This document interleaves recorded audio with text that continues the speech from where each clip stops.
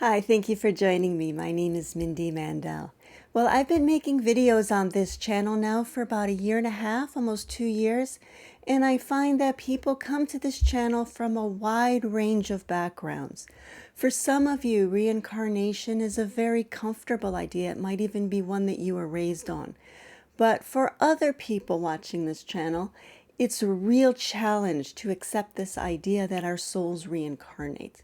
So what I want to show in this video is that the idea of reincarnation absolutely fits intrinsically with the metaphysics that informs really all of Plato's dialogues.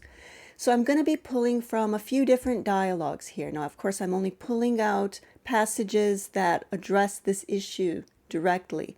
If you do want to see my presentation of any of these dialogues in more detail, then I would direct you to the various playlists on my page. Okay, here we go. So first of all, I'm going to draw from the Phaedrus. Now, I quoted the Phaedrus also last week on my video on motion, where I presented Plato's argument that soul is the principle of motion in the physical world and is therefore immortal, no beginning and no end. And that argument absolutely is relevant here. I didn't pull out the same quotes because I used them just last week. But keeping that in mind, we're going to look now at a myth that Socrates presents in this dialogue. He's talking here about 12 gods that each are leaders of human souls, and they guide their train of souls up to see the absolute realities in the intelligible world. And those souls that get the best look of those absolute realities are the ones who are going to reincarnate as philosophers, and there's a whole range of different reincarnations. So I want to take a look at that myth. So he says, of that place beyond the heavens, none of our earthly poets has yet sung, and none shall sing worthily. But this is the manner of it, for assuredly we must be bold to speak what is true, above all when our discourse is upon truth. Now keep in mind that any myth is meant to be taken in spirit and not taken literally. And so we want to think about what he's describing here. He says, it is there, that place beyond the heavens, that true being or essence, really, ousia, dwells.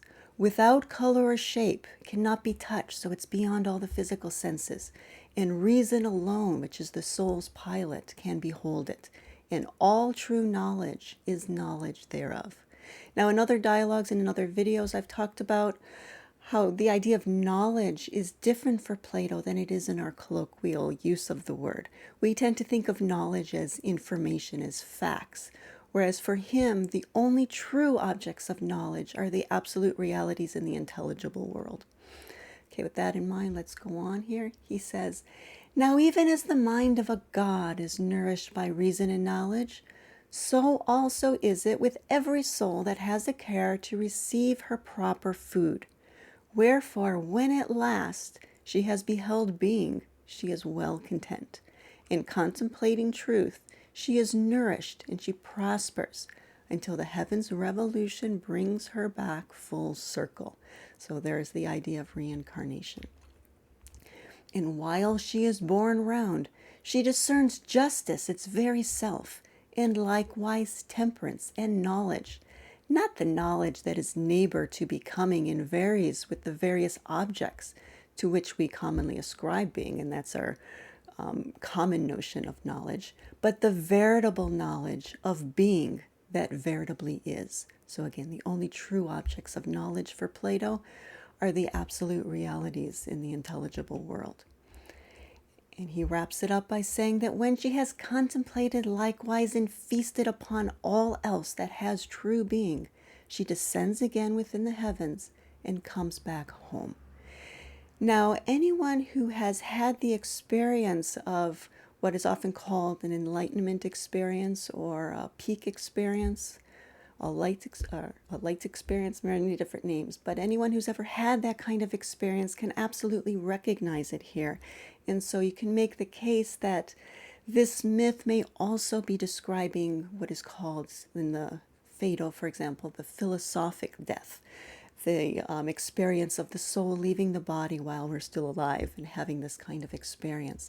And absolutely, you can make those comparisons here as well. But it is obvious in the course of this dialogue that he's talking here specifically about reincarnation and that period between lives.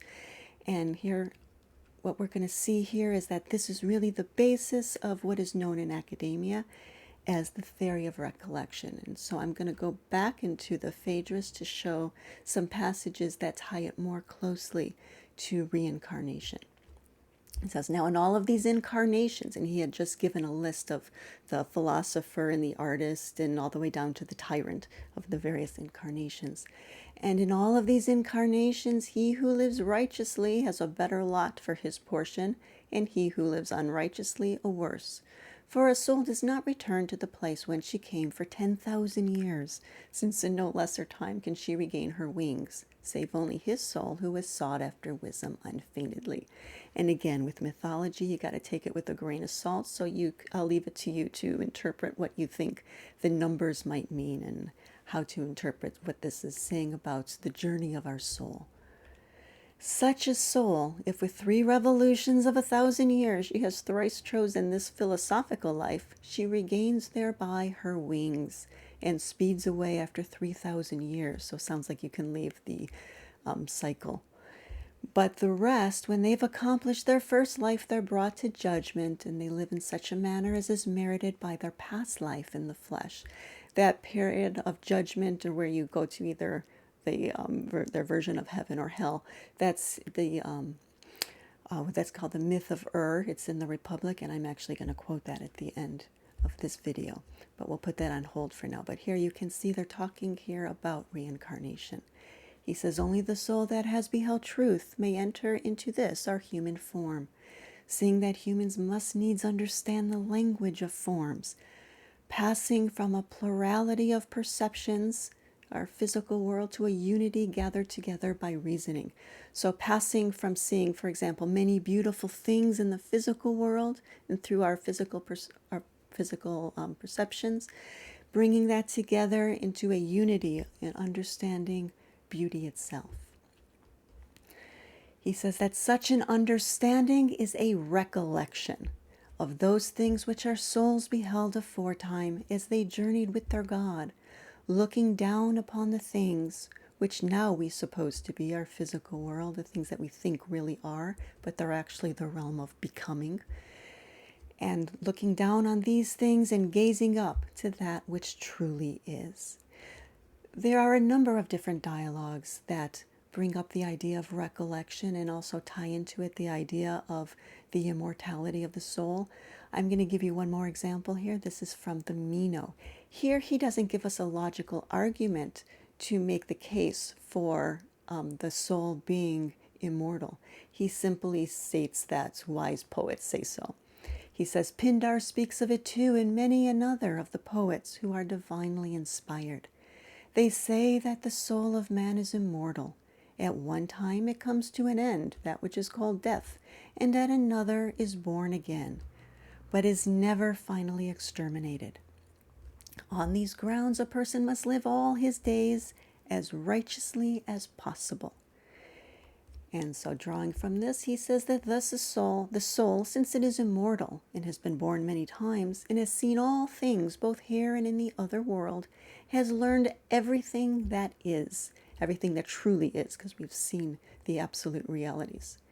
So we need not be surprised if it can recall the knowledge of virtue or anything else which, as we see, it once possessed. So again, tying the idea of reincarnation in with the idea of recollection. Now I want to go to that myth of This is from the Republic. And this is about a warrior named who I suspect was named because of the painful screams his mother let out when she was giving birth to him. That's just my theory. But what Plato tells us about him is that he died in battle. And after being left for dead for some 10 days, he mysteriously woke up and said that he was sent back to the world of the living as a messenger to tell us what happens in that world between lives. So Socrates is telling the story of and so he here refers to So the warrior once upon a time was slain in battle, and when the corpses were taken up on the 10th day, already decayed, he was found intact. And having been brought home at the moment of his funeral on the 12th day, as he lay upon the pyre, he revived. So very good timing there. And after coming to life, he related what he said he had seen in the world beyond. And so one of the things he describes is seeing newly departed souls coming to the certain meadow where they are judged. And some of them are sent upward and some sent downward. So they came to a mysterious region where there were two openings side by side in the earth. This becomes important, the idea of two. There are two openings side by side in the earth. Above and over against them in the heaven, two others. And judges were sitting between these. And after every judgment, they bade the righteous to journey to the right and upward through the heavens, and the unjust to take the road to the left and downward. Now it's important that there were two openings, because we see here first that those newly departed souls go through up or down, one of those holes, up or down. But then on the other side, he goes on to describe those souls who are now returning from that journey to the meadow. And those souls then choose their next incarnation. Now this is a rather long part, and so I did not include it here. It is included in a video I did on Book 10 of the Republic. So I direct you to that if you're interested in seeing this myth in a little more depth. But what I'm going to give you is I'm going to jump to the ending. So spoiler alert here. He said it was a sight worth seeing to observe how the several souls selected their lives. He said it was a strange, pitiful, and ridiculous spectacle, as the choice was determined for the most part by the habits of their former lives. And so here we see an idea very similar to the Hindu idea of karma, saying that we choose our next, our karma determines our next incarnation. So when people say that they didn't choose this life, well, in a sense that's true, but what Plato is saying here is there's a sense in which you kind of did. And what I'm going to show you now is the moral of the story as Socrates saw it. Now, he's talking to a man named Glaucon. The historical Glaucon, by the way, was Plato's brother. And I'm going to give you this a few different frames here. It's rather long, but I think it's important to see because it really points to the importance of the education of the soul.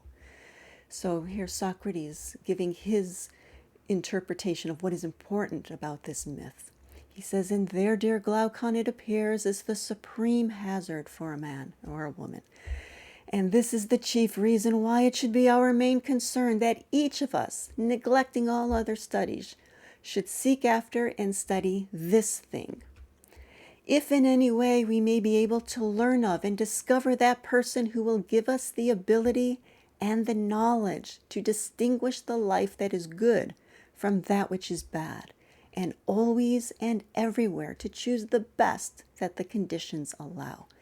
Now notice here that he's not saying that we're looking for someone who will say, this is a good life, this is a bad life. What we're looking for is someone who can help us gain that ability for ourselves. We need to be able to make that kind of choice. Platonism is not about following rules of this is good, this is bad. It's about nurturing a state of mind that is wise. And so that's what we're looking for. And obviously this applies while we're still alive as well, but we're going to see that he's specifically applying it to that decision of choosing our next life. He says we want to take into account all the things of which we've spoken and estimating the effect on the goodness of our lives in their conjunction with their severance. And to know, for example, how beauty commingled with poverty or wealth and combined with what habit of soul operates for good or for evil, and what are the effects of high and low birth and private station and office, in strength and weakness and quickness of apprehension, in dullness and all similar natural and acquired habits of the soul, when blended and combined with one another. So, of course, in our current lifetime, we don't get to decide that, I want to be a gorgeous princess. I don't get to make that decision. But so that's only a decision I can make when I'm choosing my next life. But what he's saying here is that we want to be able to look at all these different qualities, all these different habits of life, all these different ways that or different lifestyles that we see. You can be born rich or poor. You can be born good looking or not so good looking. You can be born athletic or sickly in body. And how would these things, when combined with your soul, affect the way you live? And so most people will only look at things like wealth and beauty are good and poverty and ugliness are bad. But that's not really what we want to consider. That's not what the wise would consider, he tells us. Because when we consider all these things, there's only one thing that we're deciding about. He says, with the consideration of all these things, we need to be able to make a reasoned choice between the better and the worse life. And we want to fix our eye on the nature of our soul, naming the worse life, that which will tend to make it more unjust, and the better, that which will make it more just. And that is the only consideration. What other people may consider good or bad doesn't really fit here. We only care about what will help the soul. So if some people, maybe poverty is what is going to, maybe richness would be a distraction, and so poverty is what would lead them to the life of a philosopher. For someone else, it may be the other way around. Maybe poverty would be the distraction where they're always constantly, have to work 3 jobs. You don't have time to philosophize. So for different people, they're going to find themselves in different situations. And what you always want to focus on, with the through line through all of it, is which life is going to lead you to a life of philosophy and to a healthy soul. And that what really brings us back to the idea of recollection, because what we see in the myth of Ur and all throughout the Republic really is the importance of the education of the soul. And education, we're seeing the learning that we need is really just recollection. So it brings us back around to this. And now I'm going to turn to the dialogue Phaedo. Phaedo is the dialogue that takes place on the last day of Socrates' life. And here his friends are there to say goodbye to him. Now, instead of them comforting him because he's about to die, he's the one comforting them and assuring them that his soul is fine and it's going to move on, and this is just another part of its journey, and it's no big deal. So he's going to start by trying to show here, this is one of his arguments, that the soul must have lived before being in a body. And this really ties in then to that myth we saw in the Phaedrus. He says, suppose that when you see something, you say to yourself, this thing which I can see has a tendency to be like something else, but it falls short and cannot be really like it, only a poor imitation.